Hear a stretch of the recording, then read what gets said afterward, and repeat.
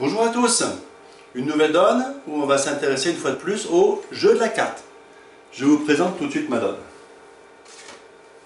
Alors, de quoi s'agit-il? Donc c'est une donne, cette fois-ci en tournoi par paire, une donne relativement complexe. Niveau accession à la première série, si vous avez l'ambition de passer première série rapidement, vous devez être capable, à la table, de résoudre le problème que je vous pose ici. Vous allez voir, c'est pas si simple que ça. Alors, on nous dit que sur cette donne-là, Ouest est d'honneur. On verra tout à l'heure qu'il a passé d'entrée. Ici, j'ai 13 points d'honneur. Donc, on ouvre de un trèfle, la meilleure mineure. On répond bien sûr un pic. Deux pics ici. Main fitée de première zone. Et ici, on compte nos points. 4, 3, 7, 8, 9, 10. 9e atout compte 2 points, 10, 11, 12. 10e atout 1 point, 12, 13. Et le 5 de tombe, 15. J'ai une main de 15 HLD. Voilà, donc on va avec 15 HLD, bien sûr, demander la manche. Pas d'espoir de chelem, mais la manche est certaine. On demande donc la manche à 4 piques. Un conseil au passage, comptez bien quand vous êtes déclarant, quand vous êtes en enchère, tous vos points, notamment dès que vous êtes fité, tous vos points de honneur, longueur et distribution. N'en laissez pas la moitié en route, sinon vous allez empailler les manches ou les chelems. Alors, les enchères, on vient de les voir, on va faire le point comme chaque fois, couleur par couleur, quelles sont les levées certaines que je peux visualiser.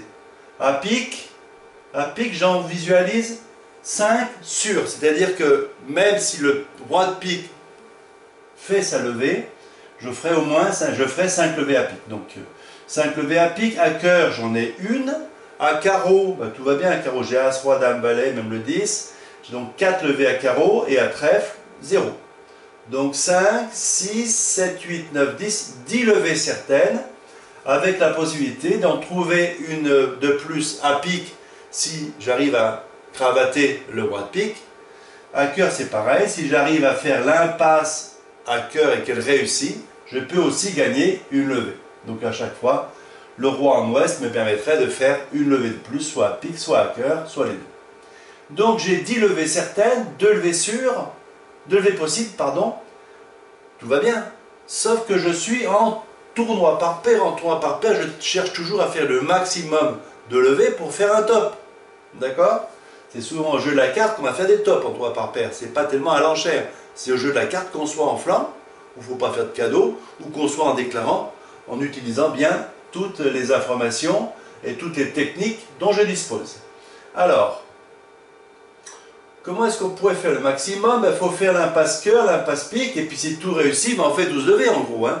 Est-ce que je peux m'intéresser, est-ce que je peux éviter de faire l'impasse cœur? Autrement dit, est-ce que j'ai un moyen d'utiliser une levée gagnante au mort pour défausser ici ce petit cœur? Est-ce que j'ai une extra gagnante quelque part? Je ne crois pas. Donc je suis un peu condamné, on va dire, à faire l'impasse cœur. Donc je vais faire à un moment ou à un autre l'impasse cœur, le plus rapidement possible en l'occurrence, pour voir ce qui se passe. D'accord? Alors on va regarder ça.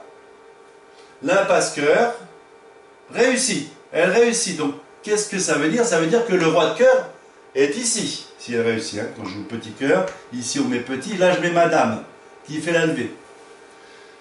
Très bien, le roi de cœur est ici, j'ai gagné donc une levée, j'en fais au moins 11, et maintenant ça va dépendre du roi de pique. Le roi de pique, tiens, il est où ce fameux roi de pique? Il est où ce fameux roi de pique? Qu'est-ce que je sais de Ouest? Je sais qu'il a montré l'as de trèfle, le roi de trèfle, et vient de monter le roi de cœur, puisque mon impasse a réussi. Donc il a déjà montré 10 points d'honneur. 10 points d'honneur. Tiens, il était d'honneur, il a passé l'entrée. Est-ce qu'il peut avoir aussi le roi de pique? S'il avait aussi le roi de pique, ça ferait quoi? 10 plus 3, ça ferait 13. Est-ce que vous pensez sincèrement qu'avec 13 points, Ouest aurait passé en tant que d'honneur? Non, il n'a pas passé. Il a passé, pardon. Il n'a pas parlé, eh bien donc tout va bien, ça veut dire que le roi de pique n'est pas ici, enfin tout va bien. Je sais que le roi de pique n'est pas ici, mais qu'il est là. S'il est là, il peut être sec, second ou troisième. S'il est second ou troisième, J'ai beau faire tout le cinéma que je veux, il fera son roi de pique ici, hein, ça c'est sûr. Quel est le seul petit espoir que j'ai? C'est que ce fameux roi de pique, je sais que ce fameux roi de pique est ici, c'est que ce fameux roi de pique soit sec. Soit sec. On va regarder ça avec les 4 mains. Donc on se rappelle qu'on a eu l'entame de l'as de trèfle pour un petit ici, pour un petit. Ici il est revenu trèfle, toujours pour un petit, et j'ai coupé ici par exemple du 3 de pique. Je fais mon impasse-cœur pour savoir ce qu'il en est. Ici on fournit un petit, je joue la dame qui fait la levée, donc je suis sûr que le roi de cœur est ici. 4 et 3, 7, 8, 9, 10 points d'honneur. Le roi de pique, il ne l'a pas, je suis sûr qu'il est ici. Il peut être second ou troisième, je ne peux pas l'attraper s'il est second ou troisième. Mon seul espoir, c'est qu'il soit sec dès le départ. Donc je joue l'as, On fournit le roi de pique en nous regardant d'un air un petit peu bizarre, en disant « Oh là là, mais il a vu mon jeu !» Qu'importe, vous le laissez faire, vous lui montrez que vous faites des progrès au jeu de la carte, que vous êtes bientôt champion dans ce domaine.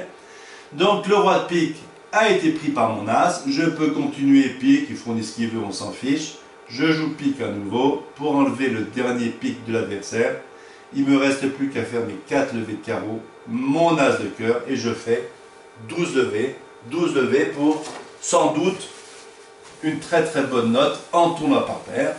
Non pas parce que vous avez vu les cartes adverses, mais parce que vous avez réfléchi, étudié les informations dont vous disposiez et tiré les conséquences. Alors, est-ce que ce roi de pique sec ici arrive souvent? Alors, quand est-ce qu'il est sec ici?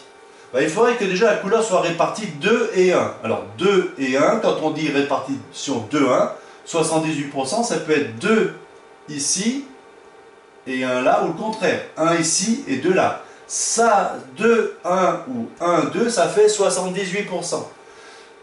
1 ici et 2 là, c'est la moitié de 78%, d'accord? Une fois sur 2, 50%, c'est le singleton sera ici.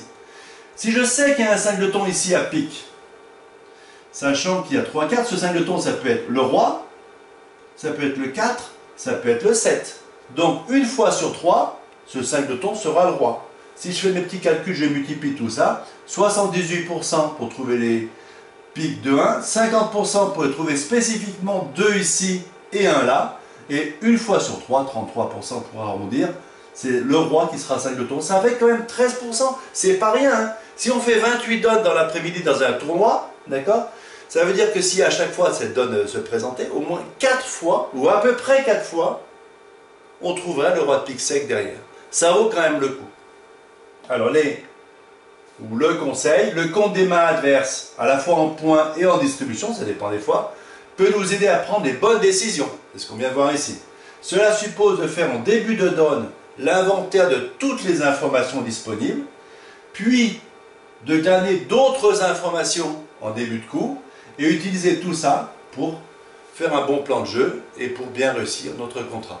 Voilà, j'espère que cette donne vous a intéressé et je vous en proposerai d'autres. Bonne journée!